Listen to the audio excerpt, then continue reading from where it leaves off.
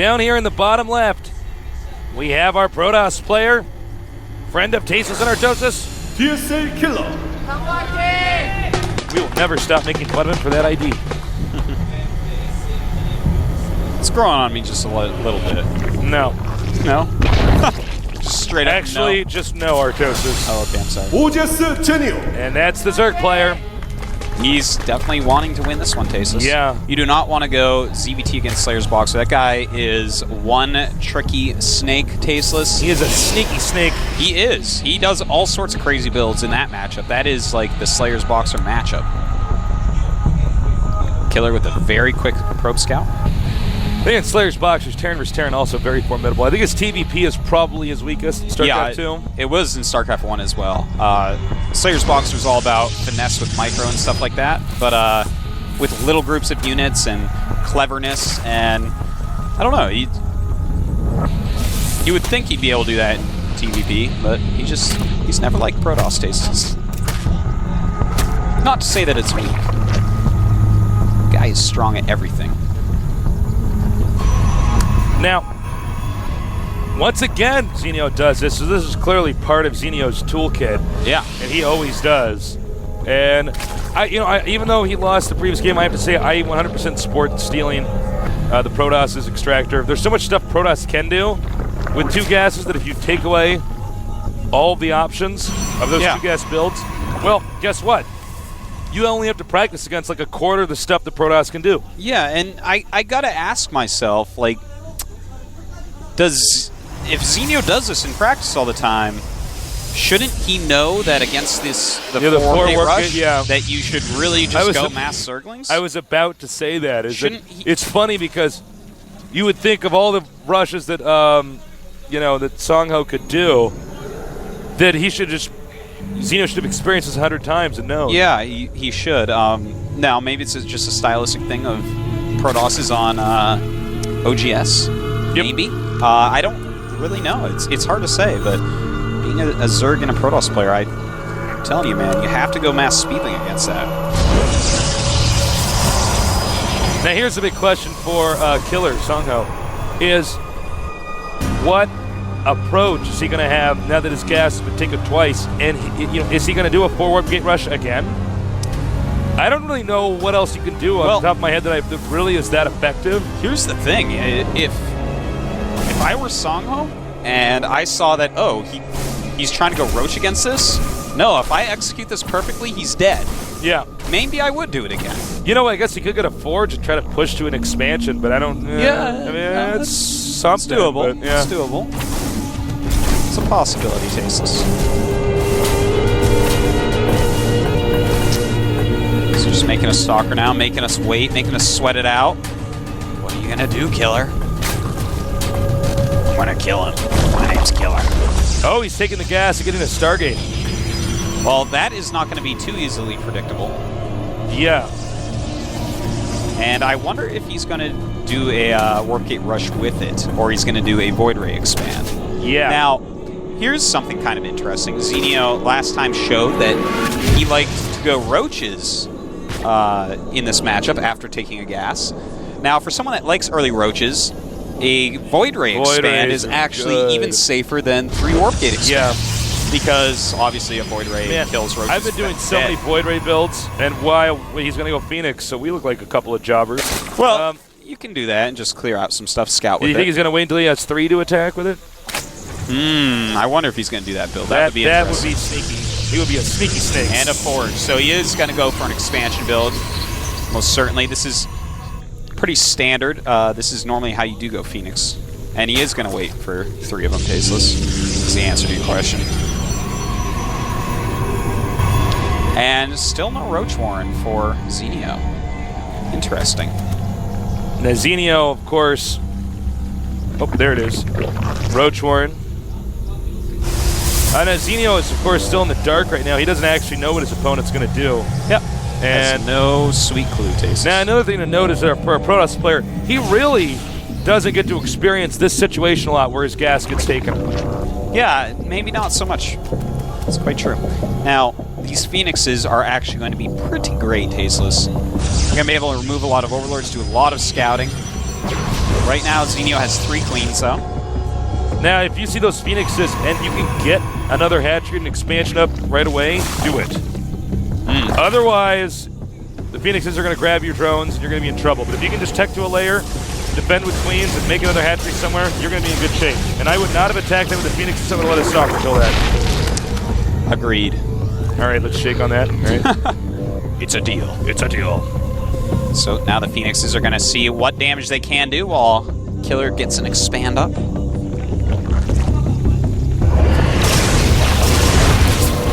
Picking up some drones. Now, Zenio actually isn't going to care all that much about this. He is getting up spore crawlers already. And, yeah, I mean, killing drones is obviously awesome. But, you know, he's going to be all right. He's going to be able to re-drone pretty quickly. His economy is better than Killer's. And after seeing that, I would definitely, as you were saying earlier, Tasteless, just go ahead and make another hatchery. Because there's no way that Killer can really attack with anything deadly. That's the thing about Phoenix is they're not going to hurt a structure. The Nexus, the expansion, then, okay, we didn't get a shot of that. He did cancel. He did cancel that in time. Speedlings being very annoying. It's great if you see a Stargate on one base from Protoss, so just make a huge amount of Speedlings before you lose any of your Overlords. Stops attacks and makes them cancel their Nexus 9 times out of 10. Protoss is so greedy. That's just enough queens that it would be unwise for the Phoenixes to pick them up. Yep. 4 Phoenixes destroys 2 queens really easily. 3 queens is quite problematic. And Killer's still getting a good amount of kills. Effective supply has gone past Zenio's at this point. A Hydra, you should pick that up. You know how quick those things kill a Hydra, man? It's a light unit. They get their bonus damage. It's awesome. They're fragile. They are. And Zenio is taking another base. Very smart of him.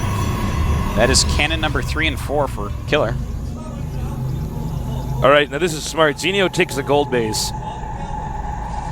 That's what we were talking about. If you could just get a hatchery started, the Phoenixes really aren't going to do a lot to it. No, well, I mean, they won't do anything to it. Unless they can land and fly really low and then shoot the buildings. Yet another Overlord bites the dust. Robotics Bay. Yeah, gonna go straight into Colossus because, well, obviously you force the Hydra with the Phoenix, go straight into Colossus. It's very predictable, but very strong. Now, Zenio, I like the position he's in. Even though right now Killer has a little bit more supply and he's doing a lot of harass damage, he's teching well. Zenio with that gold base, as that gets up and he actually gets drones over there, he's gonna feel like a prince. He's going to have a lot of income, like a prince, Tasteless, because even those geysers are high yield. You know what's interesting is how many cannons Killer is getting.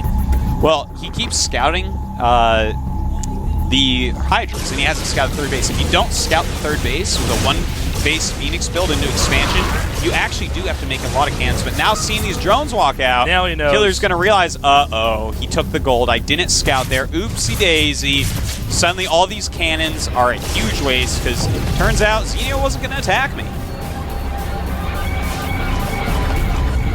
Colossi on the way. Well, now what Zenio's going to want to do is mass up a pretty large army, get a Colossus out, and just head towards the gold base. And he has to get the gold base. He has to kill that base, or Zenio's just going to be too ahead. Yeah, Zenio is going to rip ahead pretty quickly here, but Killer is adding gateways, so it looks like he is going for a 5 warp gate timing. There's really with Colossus. Sorry, there's really only 2 things you can do if you see a gold base taken. This is the way you want your brain to be programmed.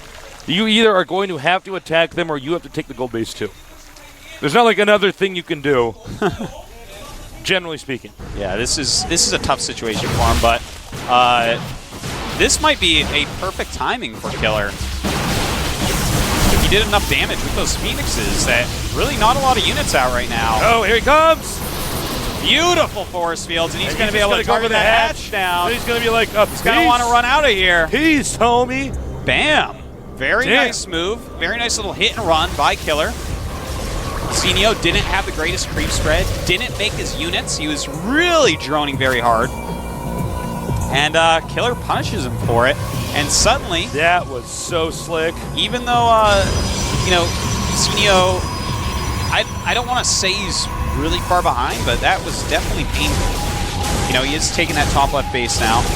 Hopefully he'll retake the gold instantly. You know, that was an example of force fields being used in a way that we don't see enough. We often see, okay, I'm going to split up his army, I'm going to isolate small units, but you guys just be like, no, I just don't want to deal with you right now. Yeah. I'm actually just going to go ahead and kill this building, and then I'm going to get out of here. He put the Zerg in timeout and killed the hatchery. Yeah. It was kind of like he is the mommy. It's unfair. You can put your kid in timeout and punish them, and they have no recourse. They can't do anything, man. Yeah. Yeah. You know, whenever you see something like that coming, you have to be mobile on the map with your units. The thing is, he didn't make units, so he's sitting behind the force fields. If he already had speed roaches on the map, then suddenly he stalls them. Some force fields go up in different locations. Maybe there's not enough force fields. You have to be really proactive. Well, against there's someone with a lot at least force somewhat of an fields. exchange. I mean, that was actually him just coming in there, stomping on the expansion and leaving. Yeah. The Phoenix is still getting a lot of kills. Tastes 7, 6, and 9 on him. That's a lot. And Zenio going to go and try to take the gold base again. Now, there was a lot of lost mining time. Yeah. With drones moving all over the map, so. But similar supplies still. 127 for Killer. 127 for Zenio. Well, not having those additional bases means less corruptors. Oh, certainly, yeah. I mean, So, it's not a happy spot for Zerg, but all right. good number of corruptors out. Yep. That's formidable. We have +2 on the Roaches already. That's actually really nicely done. And I love this type of play right there. Nice. Walling that in is so nice. Uh-oh. Phoenix says, you're terrible against corruptors, run. OMG, I know. Mutas being made right now by Zenio. 9 mutas. So this is, I actually love that move. That is a great move because right now, all the probe lines are not covered. So if he can just go around, buy time harassing probe lines, then Killer can lose some economy like Zenio already did, and also it'll slow down any of Killer's attacks. Yeah, late game mutas like this. Oh, hold that thought, though. Okay, it's all right. Late game mutas. It's all right. If people don't get cannons in the mid game, they're probably not going to get them at their expansions guarding the minerals in the late game. Yeah, so getting absolutely mutas can suddenly screw up everything. Yeah, these mutas should kill an okay amount of probes, you know, lose some mining time, that type of thing. It's all good, Tasteless. It's all good. Here they come. Towards the expansion. There are 3 Phoenixes there. Bam. Phoenix is being taken out very, very quickly. Stalker's being warped in, but this is going to slow out down everything for Killer.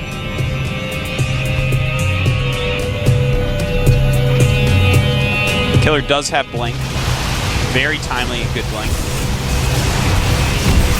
Nice blink there. A little bit of an exchange. He's got to be careful with those corruptors. They don't actually need to be with the Mutalisks.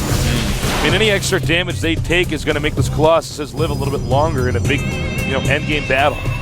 Yeah. Killer doing a great job taking the gold base right now, and if he secures that, Tasteless, this is going to be very, very hard for Zenio. In fact, Zenio is still making mutas. Zenio might have to result. I thought he was just going to make a little group and go harass, but it looks like he's just switching into mutas with some Roach and Ling mix in there as well. A very good unit composition from Zerg. We don't see it very often, though. It's hard to get into it. Nice bling. Oh, gotcha. Now, it's going to get pretty weird here if it stays split map. Because what Protoss will want to do in that situation is try to turtle, and Zerg is going to probably try to switch to Broodlords. Yeah.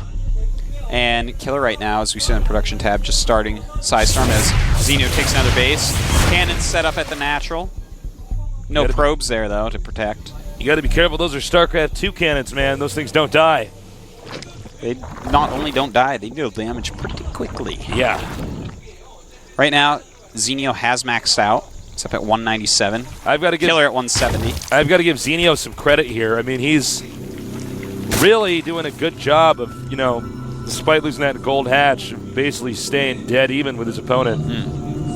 But I don't like his unit composition. He just keeps going mutas, and Killer's getting Psystorm. He's getting High Templars. He has Blink. He already has his +2 attack with +3 on the way. Yeah, and if you notice, every time he flies into the mutas, he's losing about the same number of mutas as he has probes he's killing, so it's not like the mutas are being effective anymore. Yeah, and the thing is, when he actually decides that he has to engage Killer, which you really don't want to do with mutas, Psystorm is going to kind of shred them up. Some more mutalist harassment here.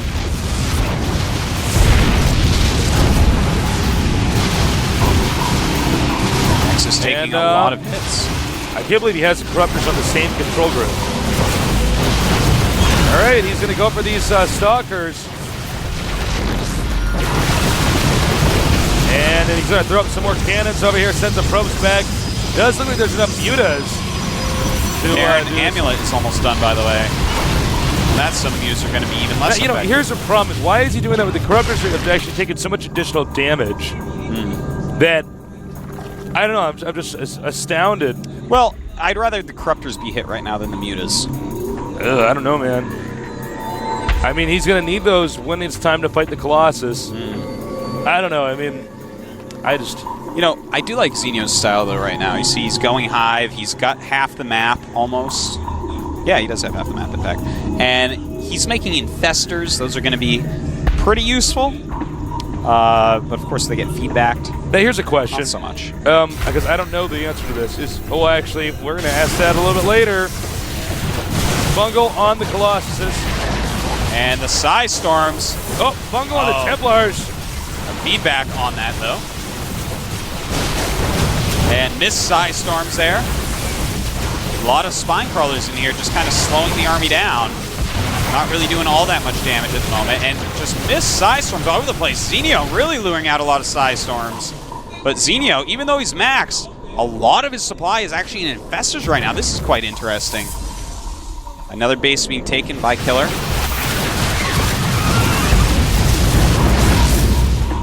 Zenio right now at 5k, 1k with a maxed army. Killer at 1.3k, 1k with a maxed army. So Zenio can definitely remake his army very, very quickly. Triple Guardian Shield. He moves out, he snipes the Infestors, kills 3. Now he's heading down. Not a good place, some more Broodlords. Yeah, he's got to just, he has to get those Broodlords up. He should just sack that gold base, run away, get the Broodlords up. But Killer knows he's chasing it in hot pursuit of where those Corruptors are going. Does not want Broodlords getting up. Man. Now you note the location he's headed towards. He's headed towards the upper left, which is he's headed towards those Broodlords. Oh, he sees them. And that's going to be painful for Zenio. He needs those Broodlords up. Not the best location once again, though. And I don't think Zenio can win this now. The angle of Sango's army is too good. Killer's army. And in fact, Zenio has lost so many Overlords. He's at 139 of 92 supply with 6k, 2k. Oh my god. He lost like a billion trillion Overlords, and now he can't even remake his army. He's actually just going to lose because he can't spend any money. He has no Overlords.